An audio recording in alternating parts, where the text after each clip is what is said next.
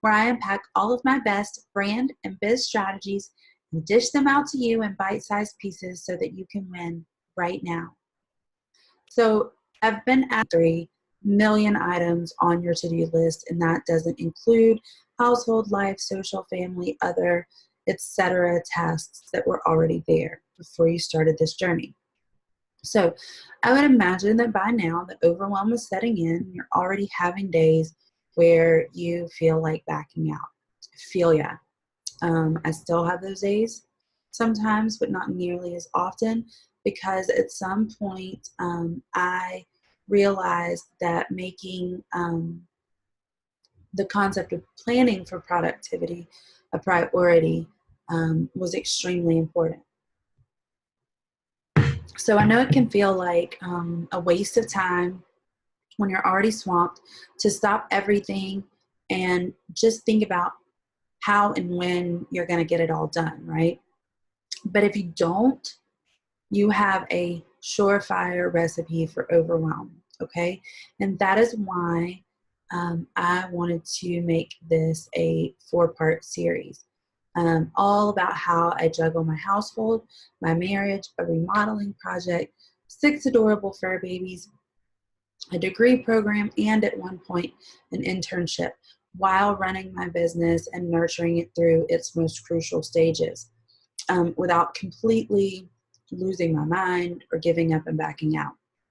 So before we get into all of the shiny tools and systems, which I know is what everybody really wants to know about, and we'll get there, but in this video, I want to cover the basics, the essentials. So while this part may not be as flashy and fun as how my Trello board works, which I will cover in extreme detail, I promise, these are going to be the foundations for all of those other working parts that I've put into place. And without these basics, my other efforts would be completely wasted. So here we go. True foundational essentials to my productivity. And the first one is that I practice acceptance. So I know it doesn't sound like it fits here. Maybe it doesn't sound super productive to you. Maybe it does. I don't know. But this is literally the first step for me toward being more productive. Because if you can accept that things will never go 100% according to plan, you can learn to establish safety nets and backup plans, and eliminate the time that it takes to panic and have to figure out how to regroup in the moment when those mishaps are occurring. If you can accept that you don't function exactly like anyone else, then you can establish unique routines that help you to function at your most optimal level. And if you can accept that imperfect action is always better than nothing at all, then you can reschedule or eliminate tasks and move on with your life without taking the time out to beat yourself up over every little thing. And so the best part about practicing acceptance is that you do it organically. It doesn't have to be a big event. In fact, it doesn't work that way. It goes like this. Every time you see an opportunity to accept something and adjust for it in the future, you just work on reminding yourself to handle it that way. And it becomes easier and more natural every single time. And eventually you find yourself looking for opportunities to be prepared and to forgive yourself. And the second essential to my productivity is task batching. I batch my tasks. And batching tasks is just another way to say that you group similar tasks together. For me, it's on the same days, generally the same times a day. And the purpose is to keep your mind from having to switch gears between different types of tasks multiple times a day, which wastes precious mental energy and also takes around 20 seconds out of your day every single time you have to do it. So I am going to go into more detail in another video about how I use Google Calendar. But one of its most important functions in my productivity routine is serving as a visual representation of where my tasks go throughout the week. So how I batch them, and it helps me actually to batch them. And occasionally I'll even go in and move things around and change how I batch my tasks. So for example, I create all of my social media posts and schedule them on one Saturday a month for the entire month. And I write content for my blog and videos all at the same time. When I don't do it this way, my content suffers and my audience doesn't get my best.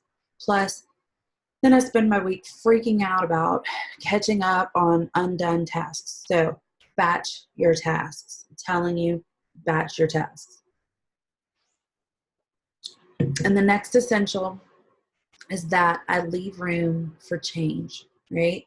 So I used to be the world's worst when it came to being too rigid, and my husband, my family might argue that I still am.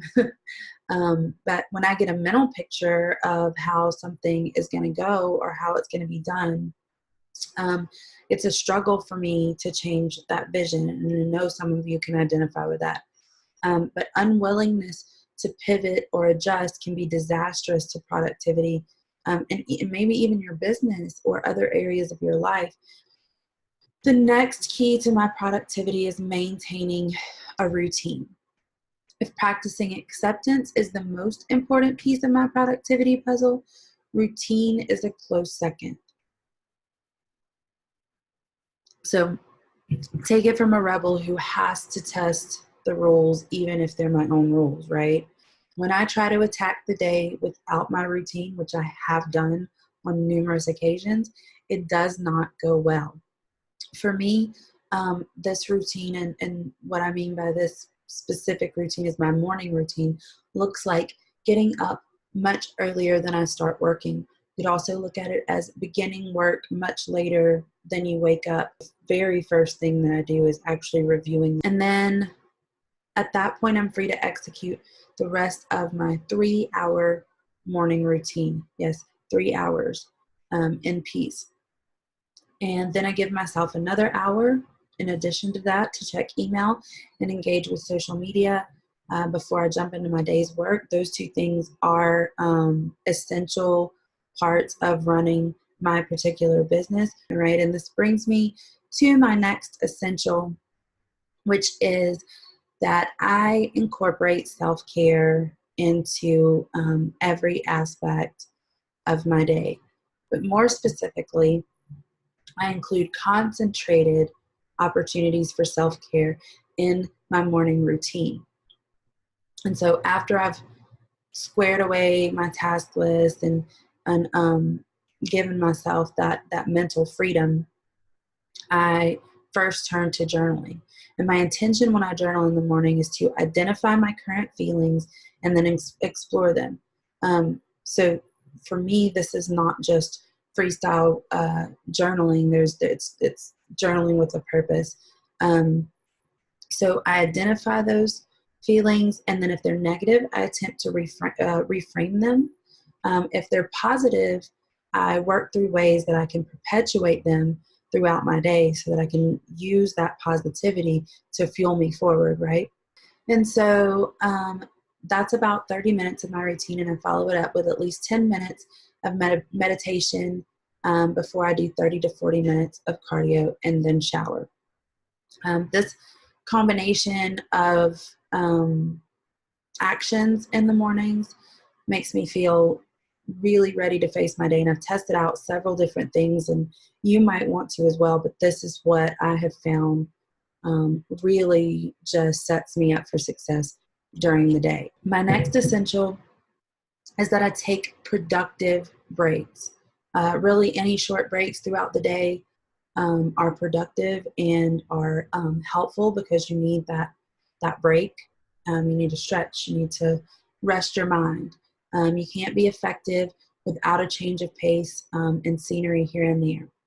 So even if it's just standing up to stretch or walking to the mailbox, taking periodic breaks throughout the day gives your mind a chance to refresh itself.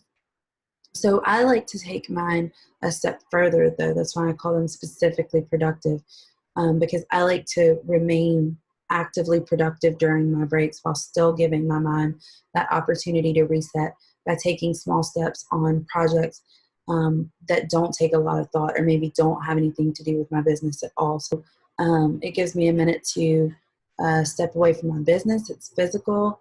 And the bonus is that before you know it, you have completed a completely separate project with minimal effort. And the final essential to my productivity plan is leaving my work for the day. It's hard, I know, but unwinding and recharging is as much a part of productivity as crossing items off of your task list. Guys, burnout is a very real thing. And when it hits, you are guaranteed to wish that you had just taken breaks before you were forced to take an extended one. So there's nothing that can fix or prevent burnout besides just stepping back, just taking a break, just being well rested. So it's so much better to do it regularly for a short period of time than to be forced to do it for an indefinite period of time. So choose to take the time now to do the things that will help you continue to show up as your best self in the long run. If you are finding value in these videos, I would love for you to subscribe to my YouTube channel, like, comment, share. If you have any specific questions that I didn't cover or that I'm not covering, or there's something that you would specifically like to see, I would also love for you to comment, send me a message, whatever. I love to connect with you guys.